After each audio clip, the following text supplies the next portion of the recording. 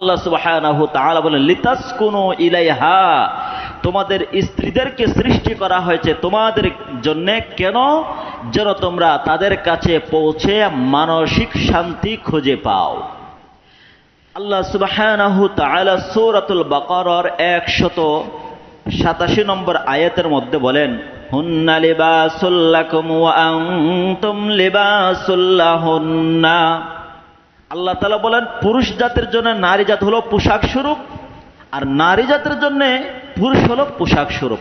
অর্থাৎ আপনি যখন সুন্দর পোশাক পরিধান করেন, দামি পোশাক পরিধান করলেন, দামি পোশাক পরিধান করে আপনার বডির সাথে ফিট করে যখন পোশাক পরিধান করেন, মনে মনে তখন আনন্দ লাগে কিনা? হ্যাঁ, মানসিক তখন একটা শান্তি আসে কিনা?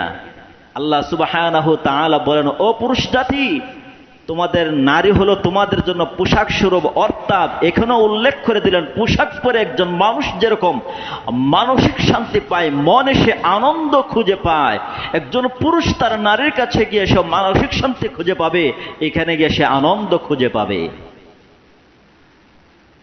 এই আয়াতের ব্যাখ্যায় তাফসীরুল কুরআনুল আযীমের ভিতরে উল্লেখ করা হয়েছে, হুন্না লিহাফুল লাকুম ওয়া আনতুম লিহাফুল লাহুন্না।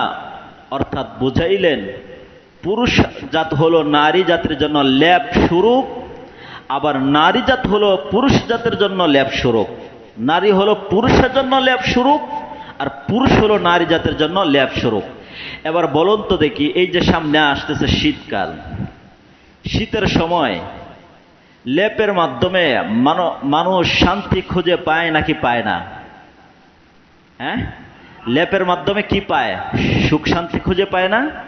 হ্যাঁ, আল্লাহ সুবহানাহু ওয়া তাআলা এটাই বুঝাইলেন, পুরুষ জাতির জন্য নারী জাতি হলো মানসিক সুখ শান্তির কারণ, আবার এই নারী জাতি হলো পুরুষ জাতির জন্য সুখ শান্তির কারণ, মানসিক সুখ। क्यों इतनी मैं तो कुरान का दाई हूँ, रसूलुल्लाह का वारिस, सहाबा का सिपाही हूँ। নারী জাতির সৃষ্টির উৎস হলো পুরুষ থেকে, পুরুষ জাত থেকে নারী জাতিকে সৃষ্টি করা হয়েছে।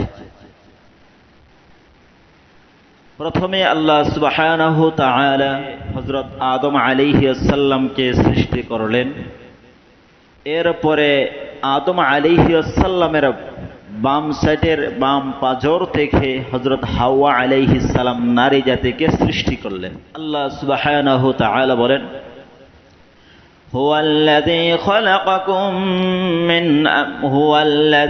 خلقكم من نفس واحدة وجعل منها زوجها ليسكن إليها।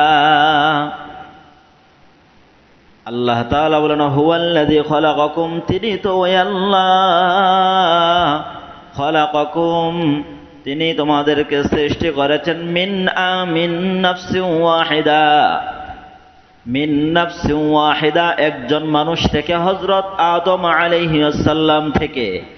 এরপরে বলেন ওয়াজআলা মিনহা, তার জন্য সৃষ্টি করা হয়েছে, আজওয়াজাহা, তার স্ত্রীকে, তার থেকে তার স্ত্রীকে তার জন্য সৃষ্টি করা হয়েছে।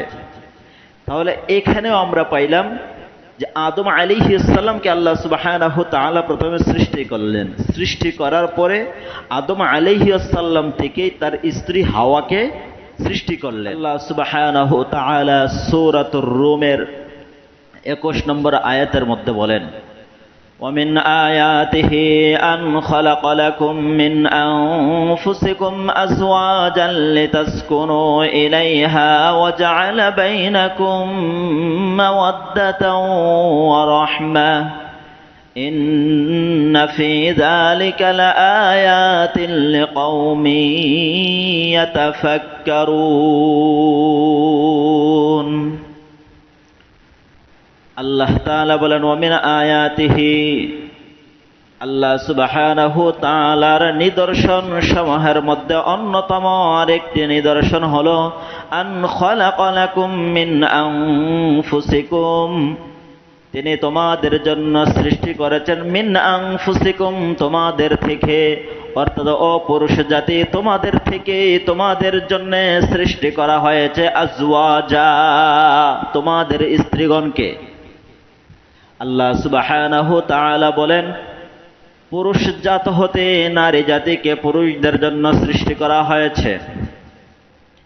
যে আন খালাকা লাকুম মিন আনফুসিকুম, তোমাদের মধ্য থেকে তোমাদের জন্য সৃষ্টি করা হয়েছে আজওয়াজা, স্ত্রীদেরকে। তাহলে আমরা সংক্ষেপে যেটা পাইলাম, নারী জাতকে পুরুষ জাত হতে সৃষ্টি করা হয়েছে, নারী জাতকে পুরুষ জাত হতেই সৃষ্টি করা হয়েছে।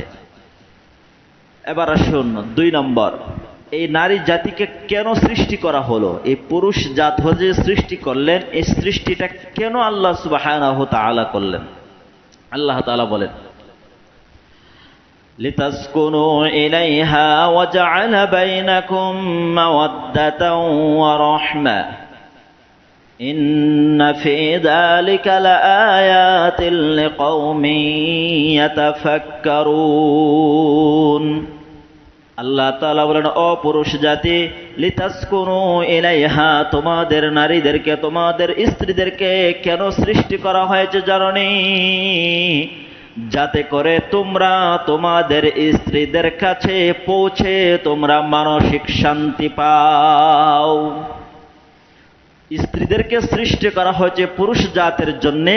কেন?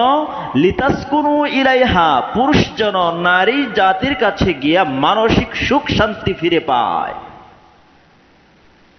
মানসিক সুখ শান্তি যেন পুরুষ নারীদের কাছ থেকে পায়।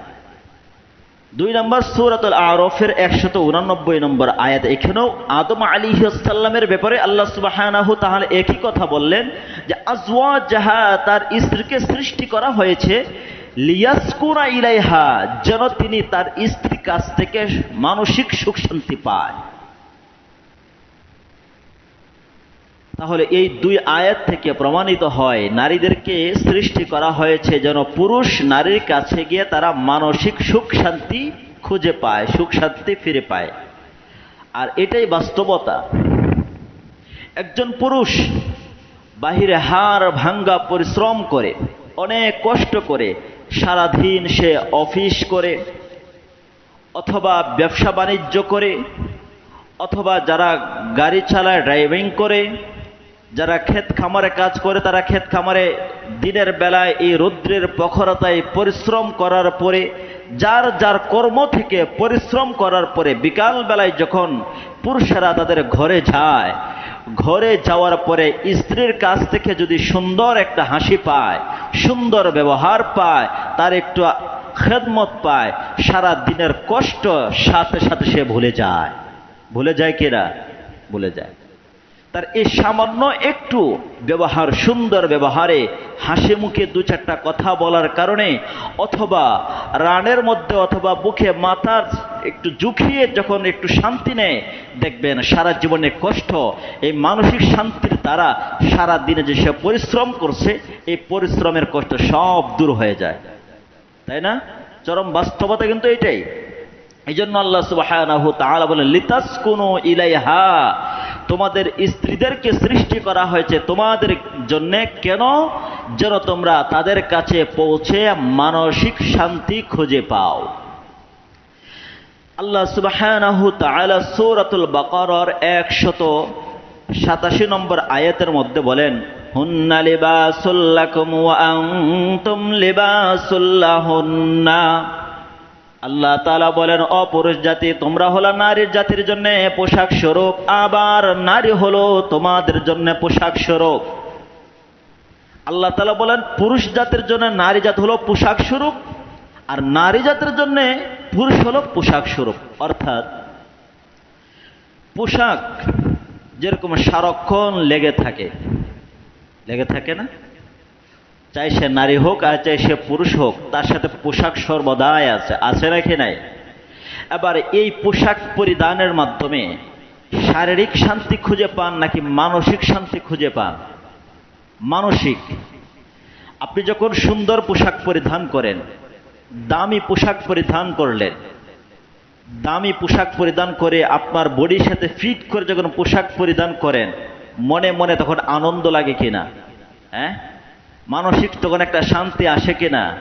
আল্লাহ সুবহানাহু তাআলা বলেন, ও পুরুষ জাতি, তোমাদের নারী হলো তোমাদের জন্য পোশাক স্বরূপ। অর্থাৎ এখানে উল্লেখ করে দিলেন, পোশাক পরে একজন মানুষ যেরকম মানসিক শান্তি পায়, মনে সে আনন্দ খুঁজে পায়, একজন পুরুষ তার নারীর কাছে গিয়ে সে মানসিক শান্তি খুঁজে পাবে, এখানে গিয়ে সে আনন্দ খুঁজে পাবে। এই আয়াতের ব্যাখ্যায় তাফসীরুল কুরআনুল আযীমের ভিতরে উল্লেখ করা হয়েছে, হুন্না লিহাফুল লাকুম ওয়া আনতুম লিহাফুল লাহুন্না। অর্থাৎ বুঝাইলেন, পুরুষ জাত হলো নারী জাতির জন্য লেপ স্বরূপ, আবার নারী জাত হলো পুরুষ জাতের জন্য লেপ স্বরূপ। নারী হলো পুরুষের জন্য লেপ স্বরূপ, আর পুরুষ হলো নারী জাতের জন্য লেপ স্বরূপ। এবার বলুন তো দেখি, এই যে সামনে আসতেছে শীতকাল, শীতের সময় লেপের মাধ্যমে মানুষ শান্তি খুঁজে পায় নাকি পায় না? হ্যাঁ, লেপের মাধ্যমে কি পায়?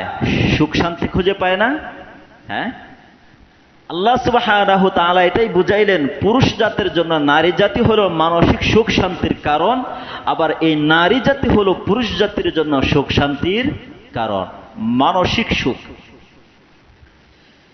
আল্লাহ সুবহানাহু তাআলা এটা বুঝাইলেন যে পুরুষ জাতির জন্য নারী জাতি হলো সুখ শান্তির কারণ, এটা মানসিক সুখ।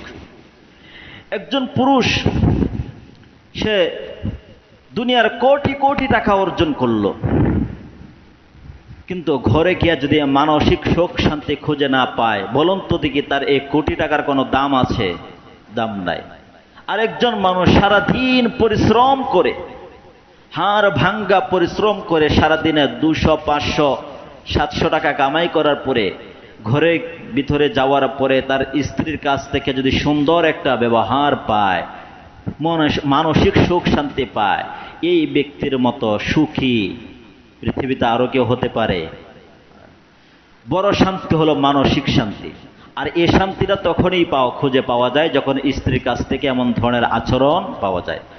তাহলে সৃষ্টির, নারী জাতির সৃষ্টির উদ্দেশ্য হলো পুরুষ জাতির জন্য মানসিক সুখ শান্তির কারণ। এবার সংক্ষেপে আমরা আসি, বৈবাহিক জীবনের মূল টার্গেট হলো নারী এবং পুরুষ জাতির মানসিক সুখ শান্তি। মানসিক সুখ শান্তি, বিবাহের উদ্দেশ্যটাই হলো মানসিক সুখ শান্তি। আপনি পৃথিবীর সব সুখ পাইলেন, কিন্তু মানসিক সুখ পাইলেন না, আপনার জীবন বরবাদ। বিবাহের ক্ষেত্রে টার্গেটটা হলো মানসিক সুখ শান্তি।